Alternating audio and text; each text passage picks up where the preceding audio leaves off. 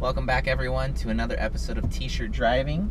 Today we're in the Polestar again, and I wanted to do kind of a little bit of an overview of how the car is doing with the new tires, the RE71Rs from Bridgestone, as well as the camber plates. So kind of give you guys an update on that. I'm on Mount Palomar Road today. We're going uphill, the S6, and right now just in drive. The tires, from what I've noticed after driving on them for over 3,000 miles on a road trip, doing a track day, and then having some occasional fun use on the weekends, they are phenomenal. The grip is outstanding. They did great as far as fuel economy goes on the road trip. In this car, I'd average on just highways 30 miles to the gallon. So in that regards, there's no issue. Right now with the radio off, there's a lot more road noise, as you would expect from the tires to produce. I'm gonna throw it into sport mode right now as we do this first couple parts. I'm kind of going slow right now just because I know there's a couple cars ahead of us, and I kind of want to talk to you guys a little bit more before pushing it a little bit. So the tires, they have phenomenal grip. The camber now is -2 degrees, and I've had no issues with them since I have added those locking washers and the Loctite. They've not come loose at all. And the front end grip and how it pivots is phenomenal. It just grabs and turns. It's very neutral. The one downside with the car being so heavy, almost 4,000 pounds, is the front tires get abused. So on my last track day at Streets of Willow, the front tires were absolutely getting destroyed. And so I rotated them, and I've got maybe half life of what they were brand new. I think it's 5:30 seconds last I measured was my tire life all around on all fours, which isn't bad for what it did. Now, performance-wise over the PS4S's, hands down, this is a way better tire. You get better grip. It's got better heat capabilities of when you're pushing it and all that whatnot. So let's go ahead and start pushing it a little bit. Going into these corners, I apologize if you hear anything bouncing around. I think there might be a couple random things still loose in the car, such as things in the glove box or the center console. I don't know if you guys can hear that, but the grip is great. And honestly, I'm gonna get another set of these tires for daily use, although I do want to run a wider tire or reverse stagger setup in the front with a 265 in the front, just because there's so much that the front tires are doing. Yeah, Palomar is one of my favorite roads, and it's just phenomenal out here how these curves are. And then you get your hairpin turns, you get your S turns, you get your late apex turns. It's a great mixture. And then also everything is cambered because on the top of Mount Palomar there's this awesome telescope. We don't get to use it for the public, but it is still used every single night. And that's the reason why these roads are banked, because they had to bring all the magnifications, all the glasses up for that telescope, so they, without breaking them, so they made the corners all cambered, which gives you kind of a really cool race car effect. It's a very popular road for motorcycles, bicyclists in the morning and the evenings, and it's just great camping out here too. As you can probably see, all the motorcycles out here. I'm not pushing it crazy right now, but I am enjoying myself coming up here. I'm in manual mode, using the paddle shifters. Yeah, there's definitely stuff floating around in my glove boxes. And again, with these new tires, the front end goes wherever you want it to. It literally is a point and shoot. There's very little understeer. Even on track, there's very little understeer. And I've already caught up to somebody. Although this person I didn't see, so they must have been at a stop rest, so I caught up to them very quickly. But again, as you can see, wow, that's quite a difference in speed right now. Throw it back and drive. It is quite a difference from what I've experienced with the PS4S's, which are a great everyday tire. Don't get me wrong, Michelin has made a great tire to do everyday things with an occasional sporty use. But something that's a little bit more track oriented, something that is more aggressive, a stickier compound. I love these 200 treadwear rating tires. It's just got that grip level that I expect from a performance tire. There is a difference in price compared to like when I had my Fiesta in a 16-inch rim size. having to pay for 19-inch wheels is quite, it's almost double the expense. But it's the price to pay, right? You have to pay to play.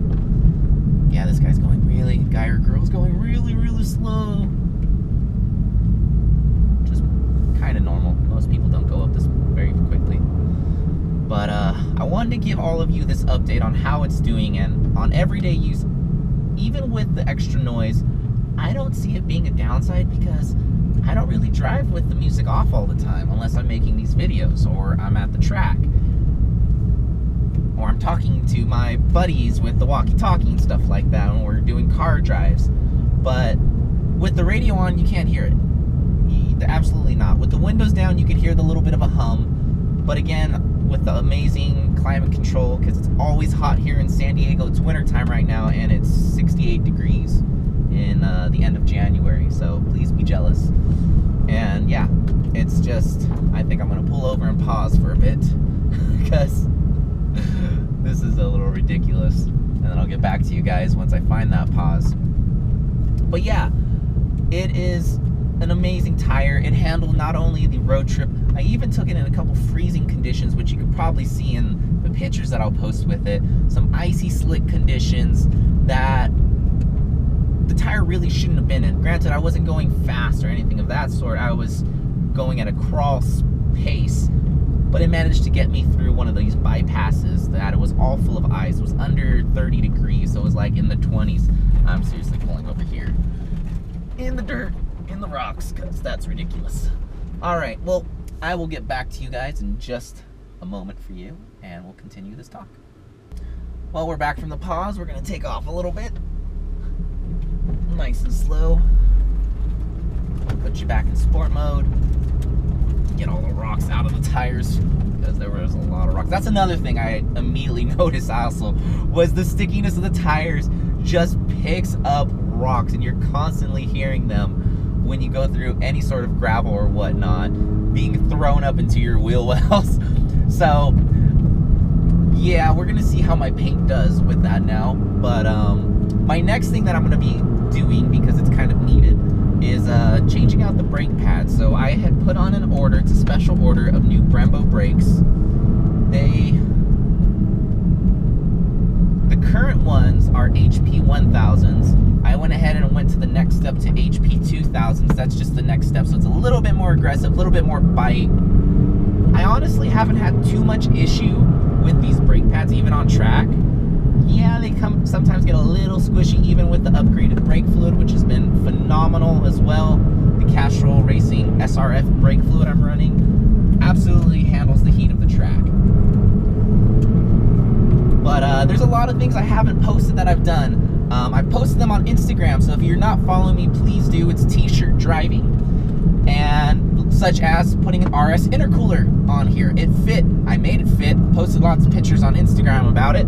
I did not make a video, but it's helped aid the performance, because there's really not much options when it comes to aftermarket parts for this car. And I had a weird suspicion, since the car's kind of made with some Ford parts, or Fomoco, that the RS intercooler would fit. So with some massaging in the plastics, I totally got it to fit, and that's an extra 2 inches in height that I got for the corn. Everything else is the same dimensionally, width and both wide and depth, but the height was an extra 2 inches. I did have to make my own custom mounts to make it fit, but that's all right. I've never had issue with that. Caught up to the guy again. Didn't wait long enough. What else? I'm also doing this amazing Ranchero build, which I'm thinking about it. I've been posting pictures about it. I'm gonna start recording where we're at. The motor is pretty much done built. We've pulled the motor, pulled the transmission, and all that stuff. So that's a little feed. If you guys want to follow me on Instagram, you get to see some really cool stuff. As well as I'm gonna start making some awesome videos of more cars than just the Polestar. Sweet! Thank you! Well then, we gotta keep going. But the Polestar's been an amazing car. Honestly, I've put over 20,000 miles on it, and I've had it for just over a year. The car is phenomenal. I always find myself wanting to drive it more so than my truck that I have. It's just an all-around great car that does so much and has so much versatility. You can fit a lot in the back. I slept in the back, camped in the back. it's just a great car. And this is a great road. 5,000 elevation feet.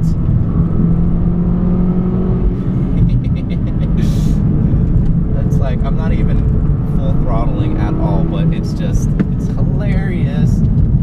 Late apex.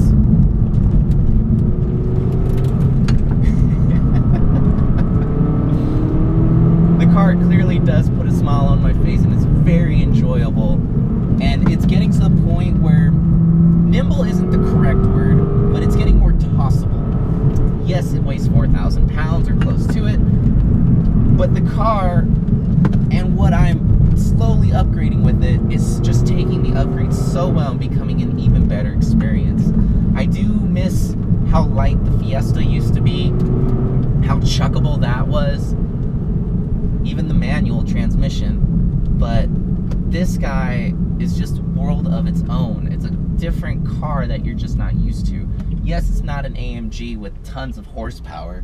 Yes, it's not a BMW, but on track, it can keep up with those. I mean, a lot of that has to do with driver ability as well. There's just so much going on with this car. Yes, it doesn't have the most horsepower in the world, and that's okay. But for what it is and what it does, I'm super happy about it. Like, it is just an absolutely phenomenal car, and I am so thankful I have it. There's an alarm. Let's turn that off. And with that, I will see you guys on our next episode. Thank you for checking in on this update. I hope you enjoyed the little drive and me chatting. I am making more videos now, or at least posting more, because, well, I graduated. Yes, I'm going to be starting more education into my master's program, and it's finding that balance, which I'm figuring out. I love making videos, and I hope you guys can stick it through with me. There might be a couple waiting periods, but I'm going to try to be a little bit more regular with my video posts. So thank you guys again, and I'll see you next time.